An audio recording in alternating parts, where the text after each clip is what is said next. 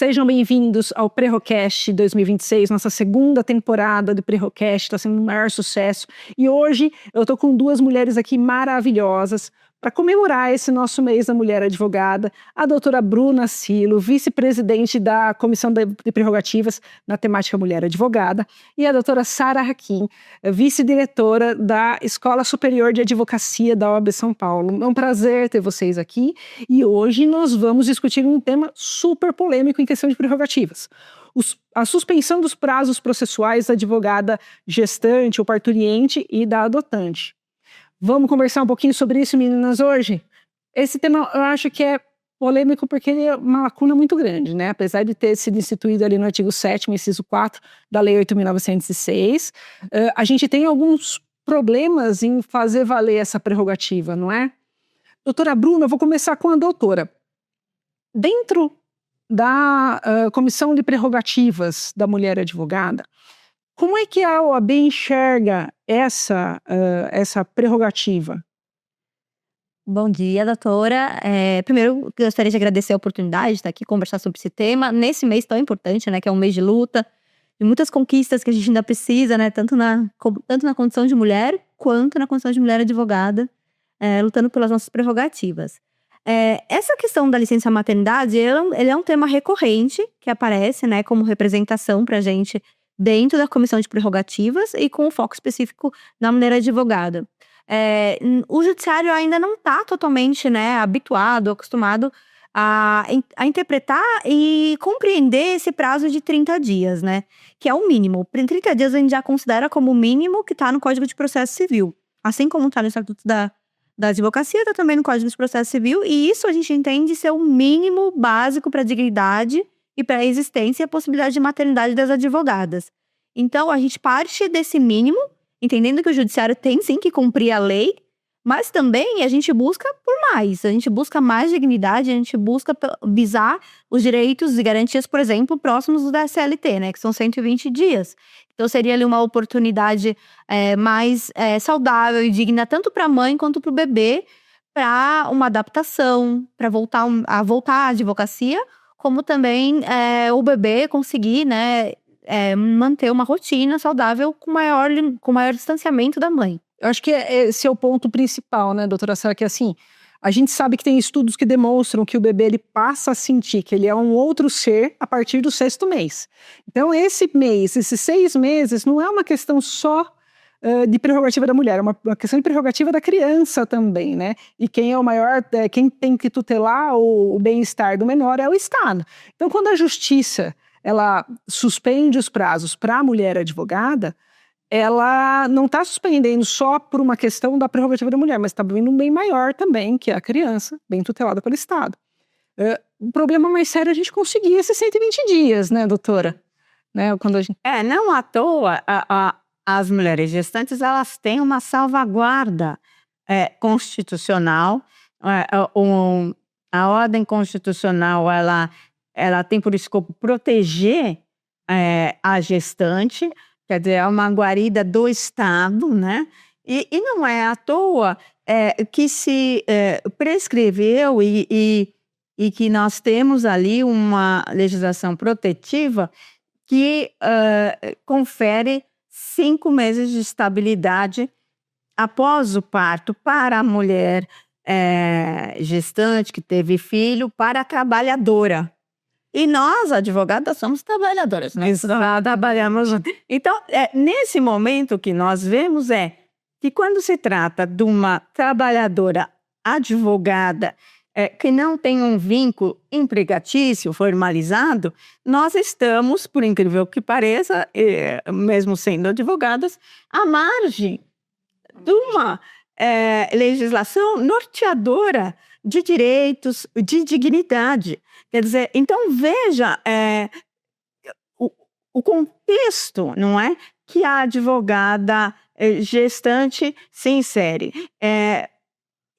Essa possibilidade de afastamento, que hoje vigora de 30 dias, que sabemos que é pouco, é um primeiro passo, é pouquíssimo, já sabemos, porque, obviamente, essa estabilidade legal, ela foi conferida com base em estudos científicos, né? Não foi, vamos supor, 5 meses, não, vai para lá, 4, 6. Não, isso é o mínimo, como você até disse, da necessidade do nascituro, do bebê, de ter essa proximidade materna, não é verdade? Então, a situação, Bruna, é grave, gravíssima, porque nós, trabalhadoras, advogadas, estamos à margem de uma lei fundamental no Estado brasileiro.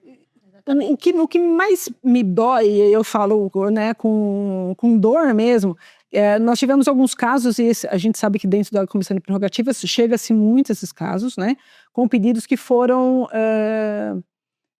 indeferidos da suspensão, justamente porque em algum momento outra pessoa atuou ali junto. Atuou assim, fez uma audiência, porque naquele dia você tinha 2 audiências, e aí considera-se que a mulher não estava sozinha no processo. Essa luta precisa ser mais extensa. A gente fala da lacuna dos 30 dias, né, que é um absurdo, né, a gente precisa de mais, mas a gente precisa entender que é essa lacuna e existem outras. Inclusive também com relação a como a gente pede isso, né? Exatamente. Em qual momento a gente poderia pedir isso, doutora Bruna? A gente, como comissão, vem trabalhando muito que você possa pedir 28 dias antes. É o que a gente vem trabalhando nos pareceres, inclusive com respaldo na legislação trabalhista, né? Porque não é clara. Esse tema é um tema que tem muitas lacunas mesmo. A gente não tem uma legislação clara quando uma mulher advogada consegue pedir. Então, a gente acredita que o razoável seja pelo menos 28 dias antes para ela conseguir se preparar para o parto. O que a gente sabe que na prática não acontece. Tem diversos casos que a mulher peticiona, ou algum colega peticiona, a prova do nascimento. Porque, teoricamente, se a gente for analisar o que a gente tem de legislação hoje em dia, seria a partir da prova do nascimento da criança. Então, seria após o parto. Em que condição que aquela mãe, a advogada mãe, se encontra para conseguir peticionar nos autos? Então, é uma questão que não consegue suprir a necessidade, nem da criança nem da mãe. Então, eu acho que o natural seria ser considerado 28 dias antes, para que ela consiga apresentar alguma estimativa do parto, as semanas que ela tem de gravidez, que isso é plenamente possível com a medicina que a gente tem hoje, com acompanhamento de pré-natal, é plenamente possível ter uma clareza, uma previsão de quando vai acontecer o parto. E outro ponto que a gente estava conversando, essa questão da procuração, é o porquê dessa necessidade, né, dela ser a única dos autos. Visto que a maioria dos escritórios hoje em dia, e a maioria, o censo da OAB demonstra isso, né? A maioria da maneira com qual as advogadas trabalham são escritórios extremamente pequenos, de um sócio, 2. Então, também, isso também não vai atender a dignidade daquela mãe. Ela tem que ser necessariamente a única advogada com procuração nos autos. E eu acho que é interessante a gente entrar nesse ponto, porque quando a pessoa vai no seu escritório, você tendo um sócio ou não, né, a pessoa quando procura você, ela quer que você atue, né? Tudo bem, vai ter casos em que a outra pessoa venha a ter uma necessidade de atuação, mas ela quer que você atue. Então, por óbvio, o seu cliente vai achar razoável que naquele momento você, né, fique reclusa até que você volte e tá tudo bem. Não vai haver prejuízo. Obviamente, se houver algum caso que acha prejuízo, tudo bem um colega atuar ali e tal, mas a gente precisa tornar normal essa suspensão. Exato. Precisa tornar normal isso, porque é natural da sociedade e do crescimento da sociedade que ela cresça, e só vai crescer a partir do momento que a mulher gera, certo? A partir do nascimento de uma criança que só a mulher pode fazer. Então, diante disso, a gente precisa entender que essa suspensão dos prazos, mais que um direito, ela é uma necessidade. E quando o cliente vem até a gente, o cliente quer você, né? Ele não quer o outro advogado, ele não quer que a outra pessoa. Ele quer a sua ideia, porque a gente tem que entender que a gente é mais ou menos como o médico da família, né? Quando a gente procura o médico da família, a gente quer aquele médico, a gente não quer o sócio dele, não é? Então, assim, a mesma coisa é a mulher advogada, a pessoa quer você, então tem que ter isso, a gente precisa, o judiciário precisa enxergar isso, né? Precisa enxergar a advogada como algo maior, né? Assim, algo que é necessário para que tudo aquilo funcione, porque senão parece que a gente também a gente está numa posição menor, sim, né? A gente acaba ficando ali numa posição que fala, poxa, se a mulher é advogada, ela vai ter, vai prejudicar de alguma maneira. É um absurdo. O tanto que a gente trabalha, o tanto que a gente se dedica, né? E outra coisa que eu acho que é importante a gente tocar no assunto é da importância dos nossos colegas defenderem as nossas prerrogativas, né? Porque quando a gente defende prerrogativas, a gente não está falando de um só, a gente está falando de uma classe. E isso é uma coisa que também muito me dói, porque muitas vezes quando a advogada pede a suspensão, o colega ou a colega, eu acho que isso dói mais ainda quando é a colega, vai lá e não concorda, né? E às vezes são casos que o processo iria para uma eventual conciliação, que a gente sabe que demora para marcar, né? E aí, o que acontece? A advogada acaba sendo prejudicada pelos próprios colegas. A gente precisa entender que todo mundo tem que defender a prerrogativa junto, né? Porque hoje sou eu, mas amanhã é você, certo? Qual que é o primeiro passo que a gente tem que tomar quando a gente se vê numa situação dessa? O que vocês entendem que seria o ideal? Esses contornos que estão sendo conferidos, aí esse aqui é um avanço, já podemos ver como um avanço, né, para a mulher advogada, mas esses contornos, eles afastam a possibilidade de uma efetividade real das normas protetivas.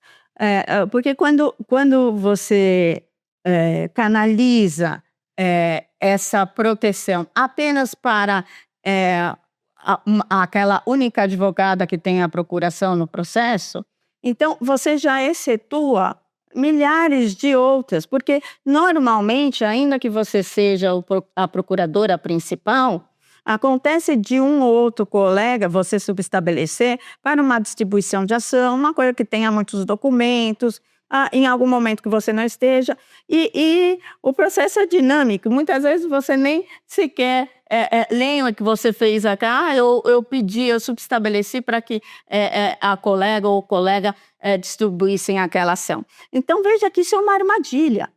Imagina se há um pedido nesse sentido, e você está contando com aquele lapso de tempo de afastamento, você se depara que em algum momento do processo você subestabeleceu com reservas para um ou outro ato que se fazia urgente, que se fazia necessário.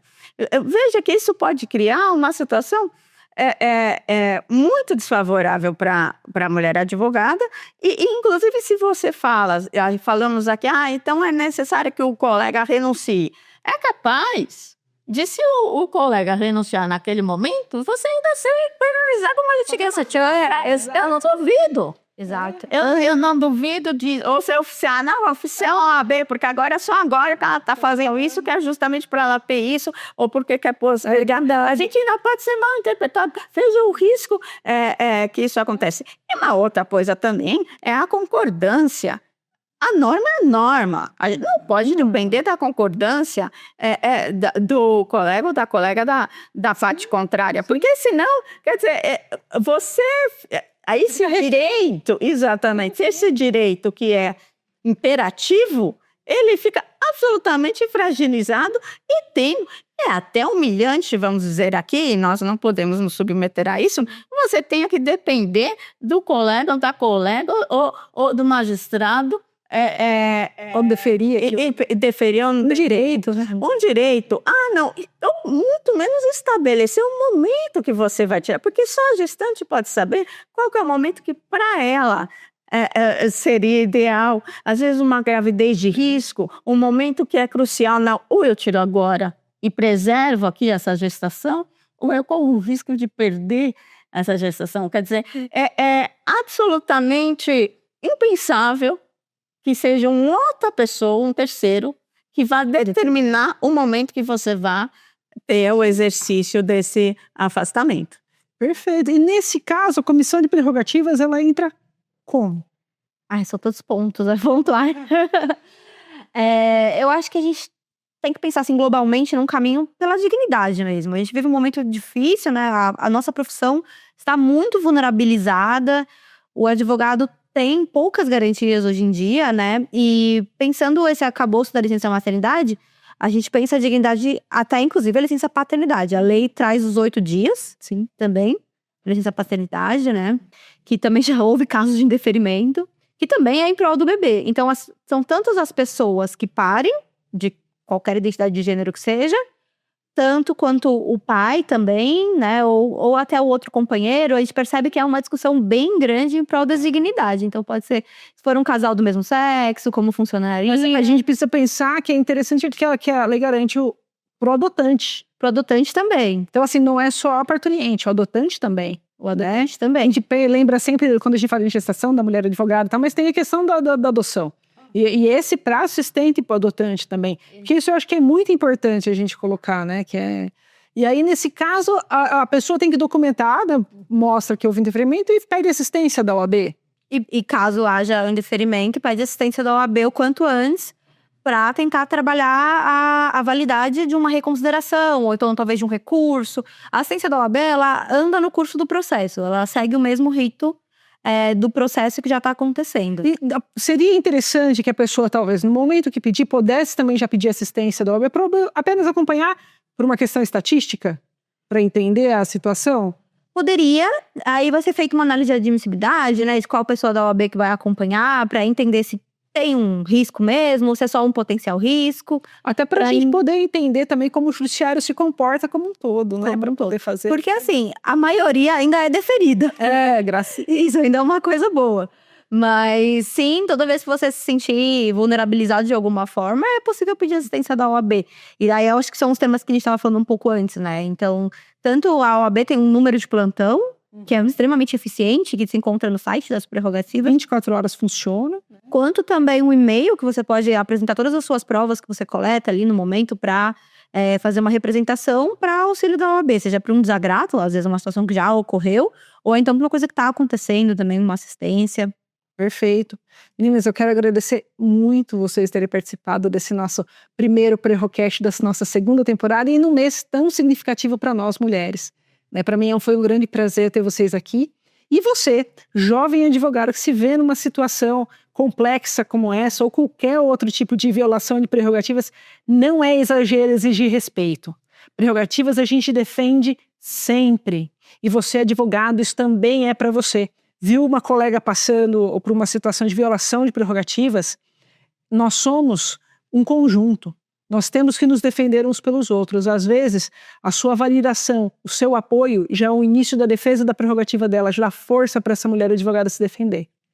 Prerrogativas a gente defende sempre, né? Sempre juntas. Eu quero parabenizar aqui a nossa Escola de Prerrogativas, a atuação aqui das colegas que são realmente incansáveis. Por quê, Roberta e Bruna? Nós aqui temos o privilégio do conhecimento da informação, mas eu digo que a esmagadora maioria da classe sequer sabe dessa possibilidade, dessa norma, dessa salvaguarda para a advogada gestante. Então, o trabalho de espraiar que vocês fazem realmente de uma relevância enorme. E não podemos exercer as prerrogativas se a gente não tem conhecimento de quais elas são. Então, só aplaudir esse trabalho aqui que está à disposição de toda a classe. Também queria agradecer aqui a participação dessa mesa. Fico muito feliz de poder colaborar, estar junto com essas mulheres também que buscam, né, os avanços das prerrogativas das mulheres advogadas nesse mês de março. E reforçar também a importância da escola de prerrogativas, que são pouco difundidas ainda. Acredito que é a base para a profissão, mas nem todos os profissionais têm acesso a todas as garantias de prerrogativas. Perfeito. Eu sou Roberta Zoni, esse foi mais um Prerrocast. E aqui, prerrogativa não é um favor, é a justiça funcionando.